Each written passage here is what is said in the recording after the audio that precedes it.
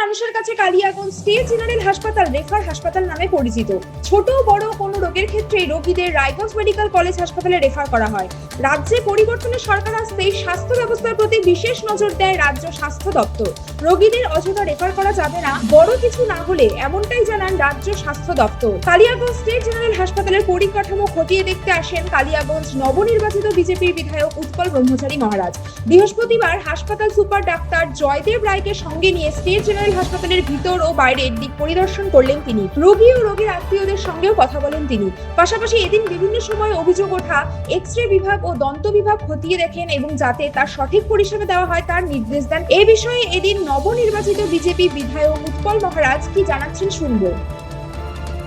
যাতে আমাদের কালিয়াগঞ্জ বিধানসভার গরিব মানুষ সঠিক চিকিৎসা পায়, পরিষেবা পায়, সেটাকে ইনশিওর করার কথা আমি সুপার সাহেবকে বললাম। হসপিটাল বিল্ডিংটা ঘুরে দেখলাম, কোথায় কি অপ্রতুলতা রয়েছে, বিশেষ করে আমাদের এক্স-রে নিয়ে বড় সমস্যা। এক্স-রে ডিপার্টমেন্টে একজন আধিকারিক রয়েছেন, তার কিছু ল্যাকআপ রয়েছে, সেটাকে কারেকশন করার কথা বললাম। আর নতুন যে আমাদের বিল্ডিং তৈরি হচ্ছে হসপিটাল বিল্ডিং, সেটাকে ঘুরে দেখলাম। তাছাড়া অন্যান্য দাঁতের যে বিভাগটা রয়েছে আমাদের ডেন্টিস্ট বিভাগ, সেটার খুব বাজে অবস্থা, সেটাকে ইমিডিয়েট সেখান থেকে স্থানান্তরিত করার কথা বললাম। কারণ এত জল জমে গেছে, মানুষ সেখানে যেতে পারছে না, ছাদ থেকে জল চুইয়ে পড়ে পুরো ঘর ভর্তি হয়ে গেছে। আমি সুপার সাহেবকে অনুরোধ করলাম যাতে শিফট করা হয় অন্য কোনো অল্টারনেটিভ স্থানে। বরাবরই দেখা যাচ্ছে এই হসপিটালে একটা অভিযোগ উঠে এসেছে যে রেফার হসপিটাল নামে, এবং এখানে এর আগেও বিগত দিনে দেখা যাচ্ছে অনেক প্রস্তুতি থেকে শুরু করে এবং যারা এখানে ছিল সেখানে অনেক সময় দেখা যাচ্ছে ডাক্তারদের গাফিলতির কারণে মৃত্যু ঘটছে, অনেক আন্দোলন হয়েছে। সেই বিষয়টা আমরা তুলে ধরেছি ডাক্তারবাবুকে। আমাদের যে পুরনো যে সেট আপ রয়েছে, 95টা বেড রয়েছে, এর বেশি হয়ে গেলে ডাক্তারবাবুরাও বললেন যে আমরা কখনো কখনো অসহায় হয়ে পড়ি, আমাদেরকে রেফার করতেই হয়।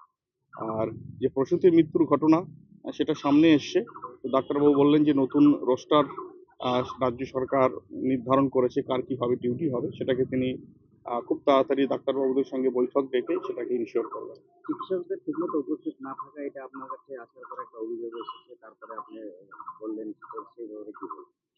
যে চিকিৎসকের কিছু অপ্রতুলতা রয়েছে, আমরা সিএমওএইচকে জানিয়েছি এবং স্বাস্থ্য দপ্তরকে আমরা চিঠি লিখেছি যে খুব তাড়াতাড়ি যাতে কালিয়াগঞ্জ হাসপাতালে যে সমস্ত ভ্যাকেন্সি পোস্টগুলো রয়েছে ডাক্তারবাবুকে দেওয়া হয়।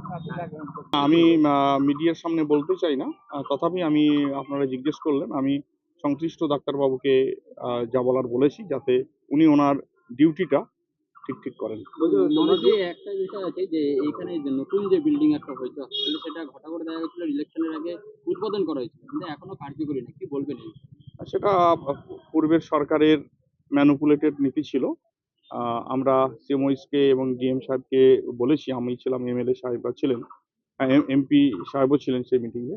আগামী আগস্ট সেপ্টেম্বরের মধ্যে আমাদের গাইডলাইন টাইম লাইন রয়েছে যে আমরা সেপ্টেম্বর অক্টোবরের মধ্যে এই বিল্ডিংটাকে চালু করে দেবো। পরিদর্শনে শেষে হাসপাতালের সুপার ডাক্তার জয়দেব রায় সহ হাসপাতালের দায়িত্বে থাকা আধিকারিকদের নিয়ে পরিকাঠামো উন্নয়ন ও নানা সমস্যা নিয়ে আলোচনা করেন বিধায়ক। এদিন পরিদর্শনে বিধায়কের সঙ্গে অন্যান্যদের মধ্যে উপস্থিত ছিলেন 3 পুর কাউন্সিলর বিভাস সাহা, নন্দলাল দাস, পিয়ালি সাহা সহ অন্যান্যরা। কালিয়াগঞ্জ থেকে সত্যেন মোহন্তের রিপোর্ট, টাইমস 14 বাংলা।